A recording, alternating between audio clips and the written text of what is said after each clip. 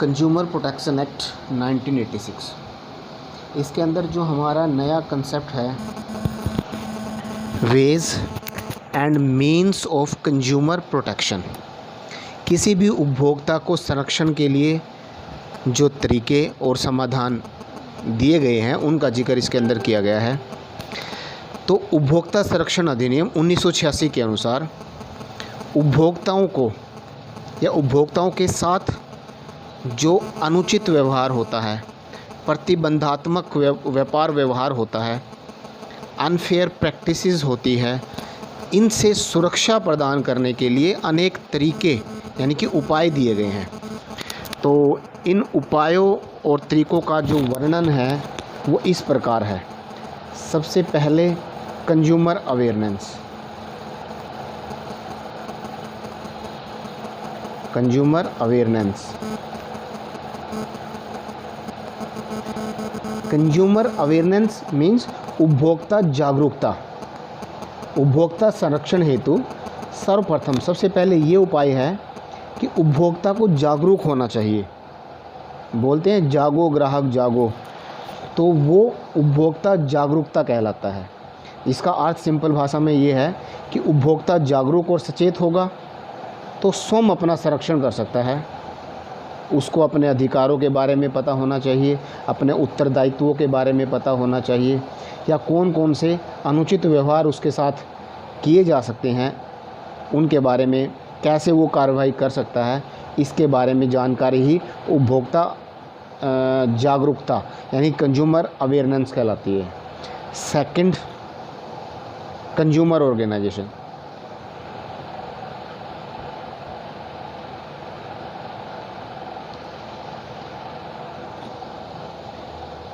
उपभोक्ता संगठन।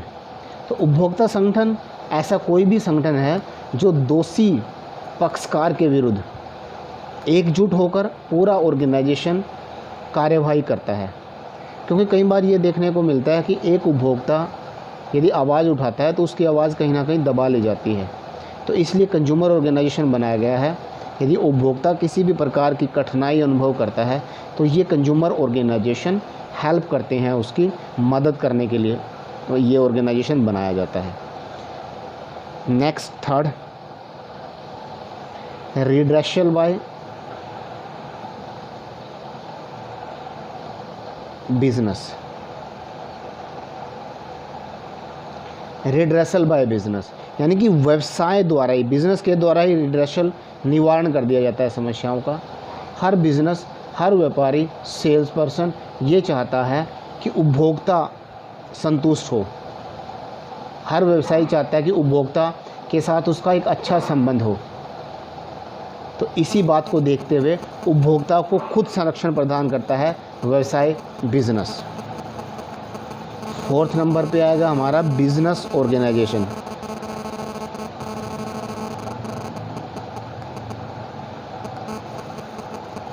Business organisation, व्यावसायिक संघ।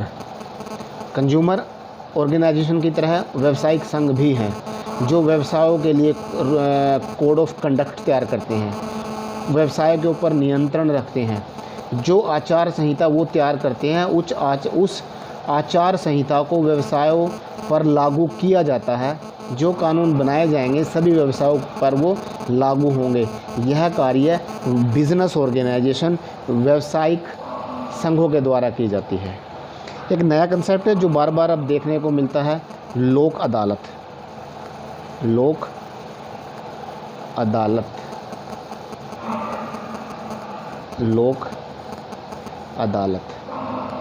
तो लोक अदालत मतलब इसकी जो प्रसिद्धि है लोक अदालत की वो दिन प्रतिदिन बढ़ रही है।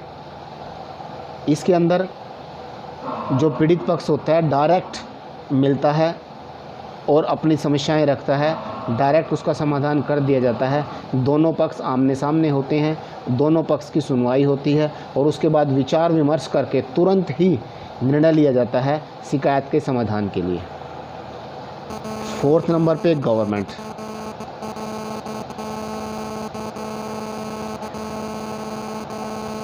गवर्नमेंट, GOVERNMENT, गवर्नमेंट यानी कि सरकार। तो गवर्नमेंट की भी एक महत्वपूर्ण भूमिका होती है उपभोक्ता संरक्षण के लिए। इसने भी अपने नियम बनाए हैं, कोड ऑफ कंडक्ट हैं, कानून हैं, जिनमें उपभोक्ताओं को संरक्षण दिया जाता है। ऐसे कई अधिनियम भी सरकार के द्वारा लागू किए गए हैं। और अनेक प्रकार की समस्याओं के समाधान के लिए सरकार ने 3 टायर जुडिशियल मशीनरी बनाई गई है। गवर्नमेंट ने क्या किया, 3 टायर जुडिशियल मशीनरी या मैकेनिज्म, मशीनरी बनाई है 3 टायर, जिसको हम रिड्रेसल एजेंसीज भी बोलते हैं। यानी कि वह एजेंसीज जो उपभोक्ताओं की समस्याओं के समाधान करने पे वर्क करती है। तो कौन कौन सी? फर्स्ट, इसके अंदर 3 तरह की हैं। फर्स्ट है डिस्ट्रिक्ट फोरम। सेकंड नंबर पे है हमारा स्टेट फोरम या कमीशन, जिसको हम कमीशन भी बोल सकते हैं। और थर्ड नंबर पे है हमारा नेशनल कमीशन। National commission.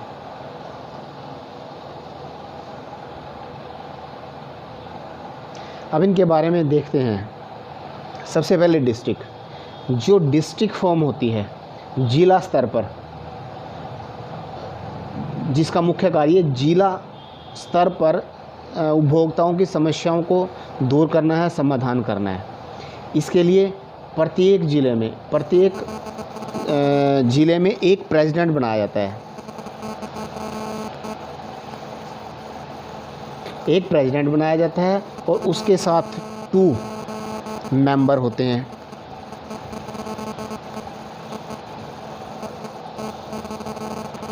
एक प्रेसिडेंट बनाया जाता है, 2 मेंबर होते हैं, और 2 जो मेंबर होते हैं, 2 सदस्य होते हैं, उनमें से एक महिला का होना अनिवार्य है। अब जिसको प्रेसिडेंट बनाया जाता है उसके अंदर क्या क्वालिटी होनी चाहिए? वो या तो रिटायर्ड जज हो सकता है या वर्किंग में हो सकता है एट प्रेजेंट। किस में? डिस्ट्रिक्ट कोर्ट में।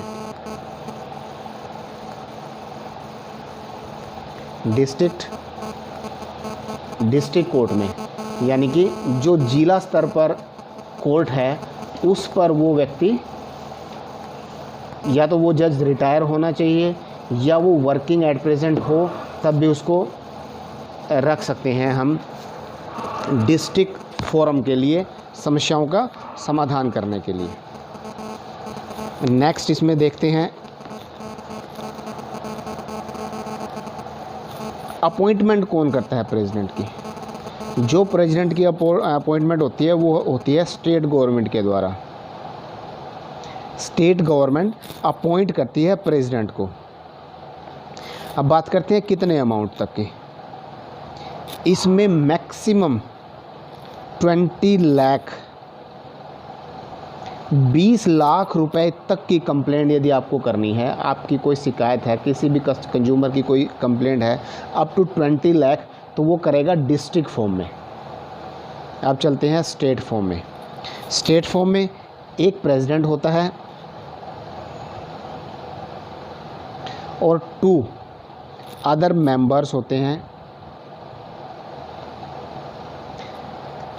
सेम 2 मेंबर्स में एक वुमेन का होना कंपलसरी है। ये प्रेसिडेंट कौन हो सकता है? तो रिटायर्ड या वर्किंग जज हो सकता है। वर्किंग जज कहाँ? हाई कोर्ट में। यदि वो हाई कोर्ट में वर्किंग जज है तो वो प्रेसिडेंट बन सकता है स्टेट फॉर्म का।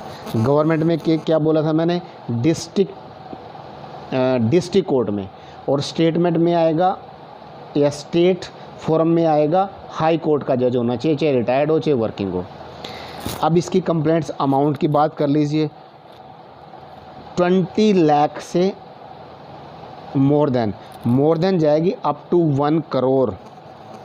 1 करोड़ रुपए तक की आपकी शिकायत है तो कहाँ लेके जाओगे? स्टेट फॉर्म में।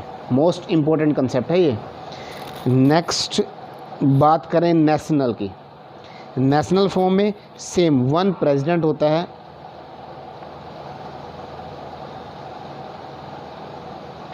और इसमें 4 मेंबर होते हैं।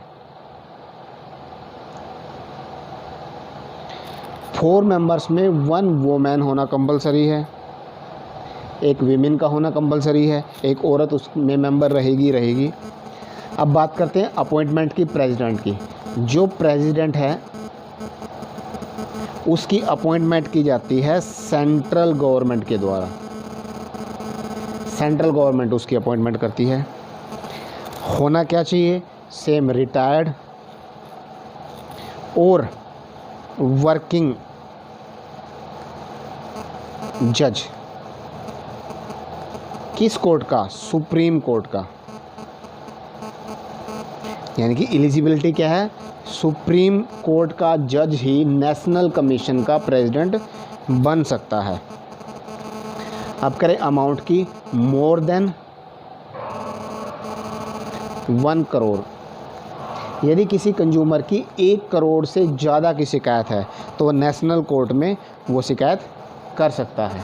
उसका तरीका यही है।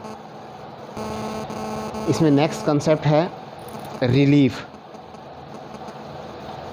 रिलीफ्स अवेलेबल टू कंज्यूमर को चाहे डिस्ट्रिक्ट फॉर्म हो, चाहे नेशनल कमीशन हो, चाहे स्टेट कमीशन हो, किस किस तरह की रिलीफ दे सकती है। कुछ कॉमन रिलीफ है। फर्स्ट है टू रिमूव द डिफेक्ट।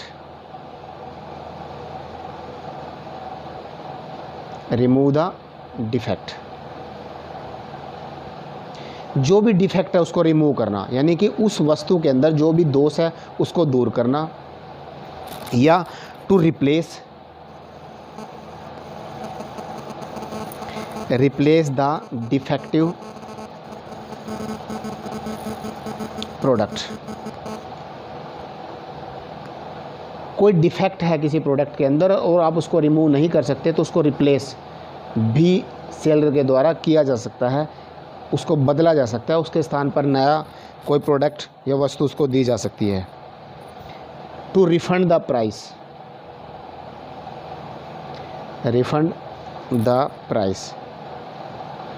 ये district forum, state commission, national commission ये डिसीजन भी ले सकती हैं कि जो प्रोडक्ट डिफेक्टिव है उसका जो प्राइस है वो रिफंड कर दिया जाए, वापस कर दिया जाए। और नेक्स्ट इसके अंदर जो आएगा हमारा